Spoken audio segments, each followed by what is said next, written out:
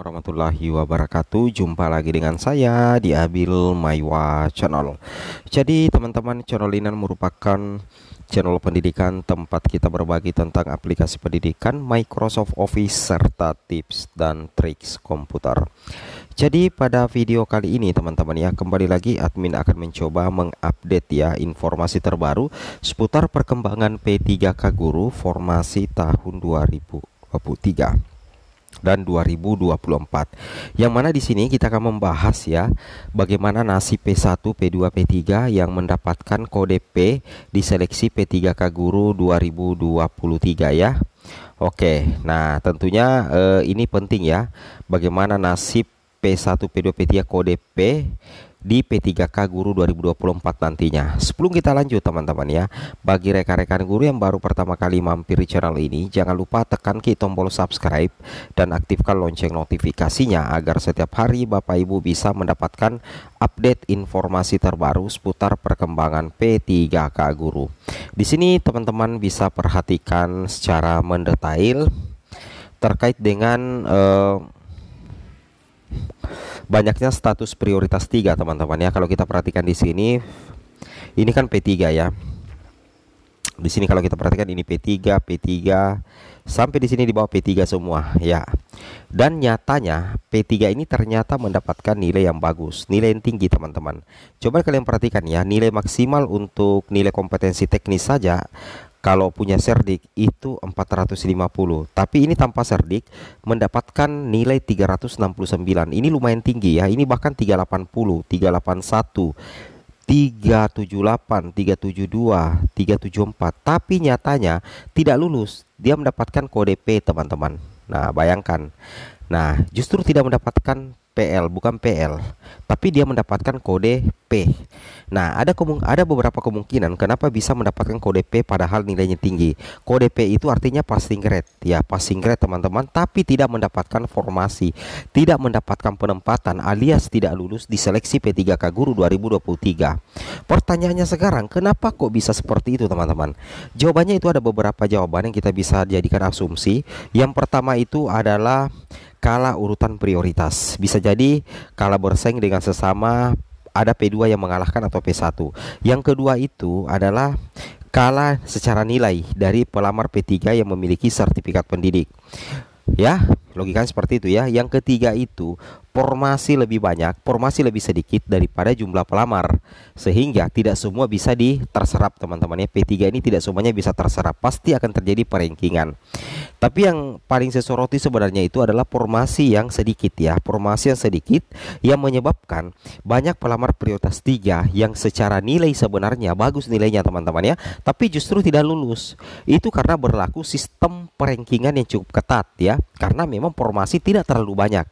Formasi itu dihabiskan untuk P1 dan P2. Sisanya diperebutkan secara nilai oleh pelamar prioritas 3. Itu yang menjadi salah satu asumsi penyebab utama kenapa banyak pelamar prioritas 3 bernilai tinggi justru mendapatkan kode P teman-teman ya di seleksi P3K Guru 2023, tidak mendapatkan kode PL. Nah, itu yang harus teman-teman pahami. Nah, untuk hal ini kira-kira apakah ada solusi bagi guru yang berstatus P? Nah, apakah ada solusi bagi guru yang berstatus P teman-teman ya? Itu yang harus teman-teman pahami. Nah, perlu teman-teman ketahui, kode P ini itu teman-teman tidak lulus. Yang lulus itu apabila teman-teman kodenya seperti ini. Kalau teman-teman kode PL seperti ini, berarti teman-teman mendapatkan penempatan, peserta lulus. Tapi kalau teman-teman justru berkode seperti ini, kodenya P, berarti teman-teman itu tidak mendapatkan penempatan. Nah, ini yang kita pertanyakan, bagaimana posisi mereka di tahun 2024. Nah, di tahun 2024 itu teman-teman, itu masih ada satu ronde lagi. Masih ada satu ronde lagi. Nah, satu ronde itu dipergunakan untuk bagaimana mengakomodir P1, P2, dan P3 teman-teman ya. Mudah-mudahan saja itu bisa direalisasikan. Nah, faktanya ada di sini ya, faktanya ada di sini. Kita coba buka dia, kita bongkar di sini. Di sini ya, terkait dengan kuota P3K 2024. Di sini jelas sekali dikatakan oleh Bu Nunuk Suryani mengungkapkan pada seleksi P3K 2024 Kemdikbudristek akan mengusulkan kuota P3K 2024 sekitar 300.000 teman-teman ya. Bayangkan ya, ini baru usulan. Ya, ini 300.000 usulan itu difokuskan saja untuk guru. Ya, ini untuk guru teman-teman. Karena kemungkinan Kemendikbudristek yakin kalau 300.000 ini disetujui Kemenpan dan Pemda sanggup untuk memenuhi kuota 300.000 ini, maka guru honorer itu bisa saja zero guru honorer di tahun 2024 nanti, tepatnya di bulan Desember. Itu yang kita harapkan teman-teman ya. Nah, di sini dikatakan juga dari jumlah tersebut ya, dari jumlah 300.000 usulan formasi di tahun 2024, 200.000 teman-teman ya, perlu teman-teman ketahui, 200.000 untuk guru honorer P1 ya, 200.000 untuk guru honorer P1 hingga P3 teman-teman ya. Oke, saya ulangi, 200.000 untuk guru honorer P1 hingga P3 yang belum terakomodasi tahun ini. Artinya dari 300.000 itu ada 200.000 untuk pelamar prioritas 1, P2 dan P3, berarti betul-betul diprioritaskan untuk dituntaskan. Mana tersisa 100.000 formasi lagi. Nah, nantinya itu diambil dari lulusan pendidikan profesi guru dan guru muda bersertifikat pendidik. Guru honorer terutama prioritas 1 P1 akan tuntas tahun depan dalam seleksi P3K 2024. Wow, luar biasa ya. Ini pernyataan Prof Nunuk ya, dilansir jpnn.com. Guru honorer ya, terutama P1 akan tuntas tahun depan. Bagaimana dengan P2? P2 dan P3 itu tetap juga berpotensi untuk dituntaskan di tahun 2024 mendatang. Nah, untuk lebih jelasnya teman-teman ya, teman-teman bisa simak penjelasan terbaru ya dari Prof Nunuk ya. Kalau masih ada banyak saya kira penting yang penting kan Prof. Monggo Prof. Oh, baik. Bapak Ibu yang saya banggakan, saya hormati dan terima kasih untuk pengertian Ibu Suci sebagai moderator yang baik hati. Bapak Ibu yang saya hormati, saya kabarkan kepada Bapak Ibu semua di sini di ruang ini bagi guru P1 atau guru honor, alhamdulillah kita pada tahun 2022 kemarin ini berhasil. Mungkin Bapak Ibu tahu ya, kalau saya selalu ngomong tentang guru honor ini selalu sebenarnya sedih ya, karena saya itu sebenarnya ingin semua guru honor ini segera jadi P3K, karena visi saya nomor 1 itu supaya segera bisa terrealisasi bahwa seluruh guru itu mendapatkan bangga dengan profesinya. Jadi profesi itu sebagai membanggakan, terhormat dan bermartabat gitu ya. Itu harapan saya satu-satunya. Mungkin program prioritas itu banyak sekali, bagi saya itu mudah dieksekusi semua program yang tadi saya sebut. Guru penggerak, sekolah penggerak itu mudah. Tapi yang paling sulit bagi saya dan paling menyita semua energi adalah P3K ini. Kenapa? Ini menyangkut manusia, begitu ya. Di sini ada, saya mohon maaf ya. Jadi kalau sisa passing grade tahun 2021 itu 193.954 itu sudah bisa kita angkut. Tahun 2020 seleksi sebelumnya itu 131.000 sudah mendapatkan penempatan dan masih belum mendapatkan penempatan di tahun 2022. Ini kemarin ya, seleksi yang kemarin itu jumlahnya masih 62.000. Termasuk ini yang banyak adalah di Jawa Tengah juga banyak. Saya cukup perhatian dengan Jawa Tengah. Sedangkan Jawa Timur sebenarnya sudah hampir selesai nih Jawa Timur. Nah, di sini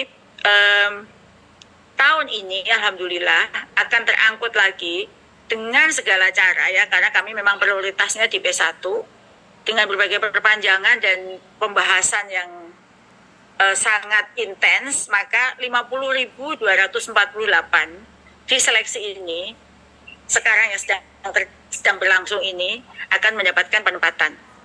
Saya senang sekali dan masih tersisa ini masalahnya 12.279.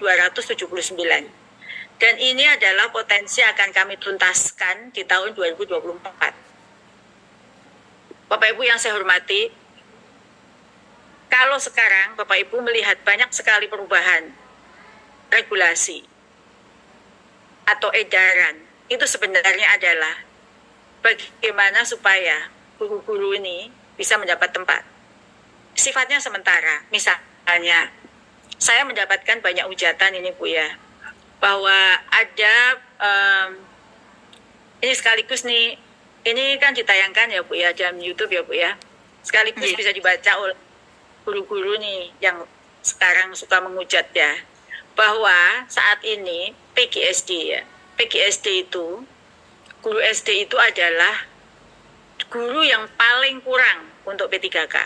Jadi yang P3K yang paling kurang dan guru yang pensiun yang terbanyak. Berbagai cara kita lakukan untuk bisa merekrut lulusan PGSD masuk PPG Prajabatan itu tidak pernah bisa memenuhi kuota. Sementara Bapak Ibu, ketika sudah jadi punya serdik, guru-guru matematika, bahasa Indonesia, IPS, semua itu bisa ngelamar guru SD. Sehingga formasi SD itu diperebutkan oleh lulusan dari bidang studi yang linear untuk mapel SD. Mereka tidak mendapatkan pedagogi untuk mengajar SD. Sehingga untuk waktu tertentu hingga kuota guru kelas itu terpenuhi, kami berdiskusi dengan asosiasi guru PGSD untuk membuat lebar input PPG untuk PGSD. Daripada mereka tidak mendapatkan bekal pedagogi ke-SD-an, tiba-tiba ngajar SD, lebih baik mereka lulusan matematika, bahasa Indonesia itu belajar pedagogi untuk PGSD dan dia bisa menjadi guru SD sampai guru-guru kelas ini terpenuhi.